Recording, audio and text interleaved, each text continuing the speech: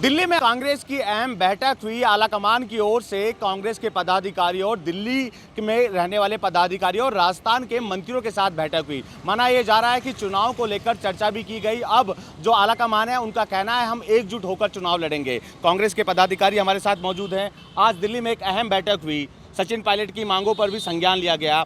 अब क्या एकजुट होकर चुनाव लड़ा जाएगा?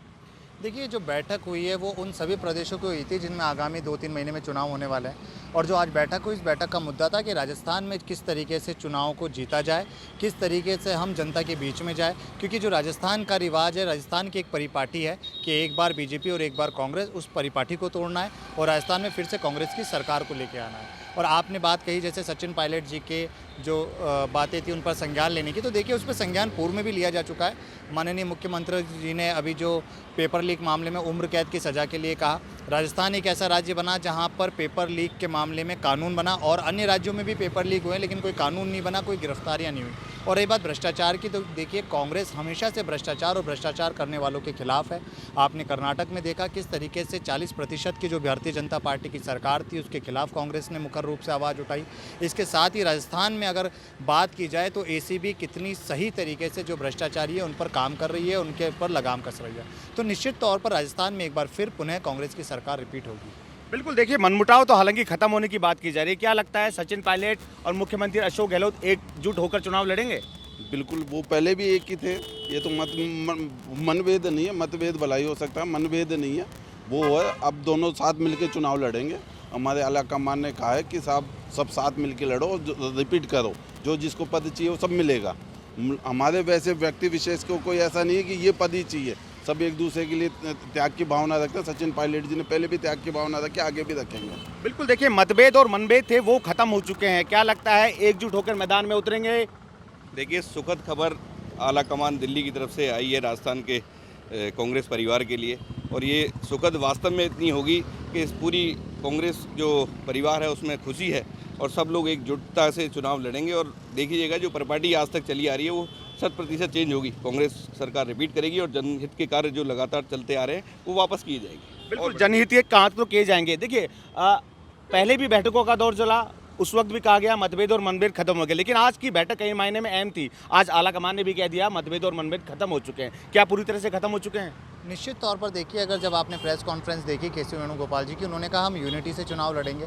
साथ ही साथ जब पायलट साहब ने जब अपने बयान दिया तो उन्होंने भी ये बात कही कि पार्टी हाईकमान का जो फैसला है वो सर्वमान्य होगा, राजस्थान में कांग्रेस की सरकार को हम लेके आएंगे। और आप देखिए दोनों जो हमारे नेता हैं उन सभी नेताओं का जो है वो ध्येय यही है कि राजस्थान में कांग्रेस की सरकार को किस तरीके से रिपीट किया जाए। मनभेद हो सकते हैं लेकिन वो मनभेद भी इसी वजह से थे जो कांग्रेस सरकार जो चाहती है, जो योजनाओं को लाना चाहती थी, जिस तरीके से भारतीय जनता पार्टी भ्रष्टाचार कर रही थी, जिस तरीके से युवाओं के साथ खिलवाड़ कर रही थी, उन सभी पे काम करने के लिए माननीय सचिन पायलट साहब ने कहा और माननीय मुख्यमंत्री जी ने भी उस पर संज्ञान लेकर काम किया। तो आज की जो बैठक हुई है वो एक सुखद बैठक है, जिसमें आपने देखा कि राजस्थान के 29 जो मंत्री और विधायक थे उनसे बात की गई, जिसमें SC, ST, OBC, minority, general सभी लोगों से रिव्यू लिया गया। और साथ ही साथ ये भी कहा गया कि सितंबर के फर्स्ट वीक में हम हैं जो इलेक्शन के जो कैंडिडेट होंगे उनकी घोषणा की जाएगी। कर्नाटक के तर्ज पर हम चुनाव लड़ेंगे और किस तरीके से राजस्थान में कांग्रेस की सरकार को, कांग्रेस की योजनाओं को कल से ही घर घर पहुंचाने का भी काम किया जाएगा। राहत महंगाई कैंप के माध्यम से आप देखिए किस तरीके से जनता को, महंगाई से जो त्रस्त थी जनता, उसको राहत देने का काम किया गया। OPS स्कीम के माध्यम से हमने कर्मचारियों का किया, महिलाओं को सैनिटरी नैपकिन उड़ान योजना के तहत किया। इसके साथ आपने आरक्षण में देखिए, आरक्षण में किस तरीके से काम किया, युवा कोष को किया, और कृषि बजट लाने वाला राजस्थान पहला ऐसा राज्य बना। कोरोना के अंदर मैनेजमेंट अगर आप देखें तो राजस्थान का अव्वल रहा। तो न जाने इतनी कितनी योजनाएं हैं। अगर ERCP की बात की जाए 14,200 करोड़ रुपए माननीय मुख्यमंत्री जी ने दिए, ताकि जो पूर्वी राजस्थान के 13 जिले हैं जहाँ पे भारतीय जनता पार्टी की एक भी विधायक नहीं है, एक थी जो भी क्रॉस वोटिंग करके अलग हो गई है। तो इस तरीके से राजस्थान में कांग्रेस ने अनेकों काम किए हैं।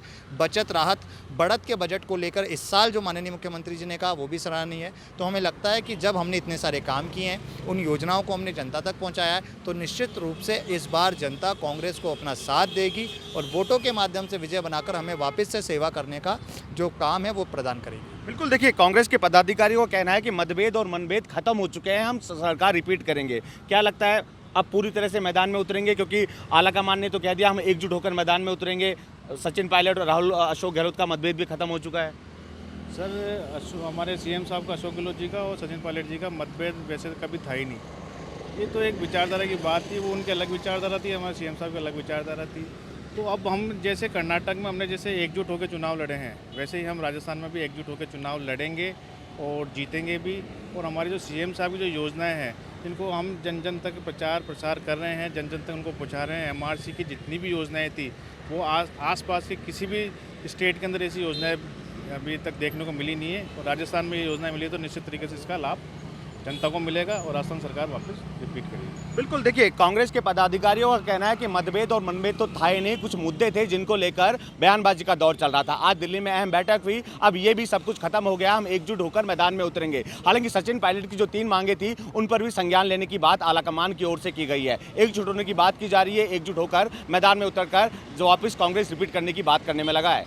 बसंत पांडे, TV9 जयपुर।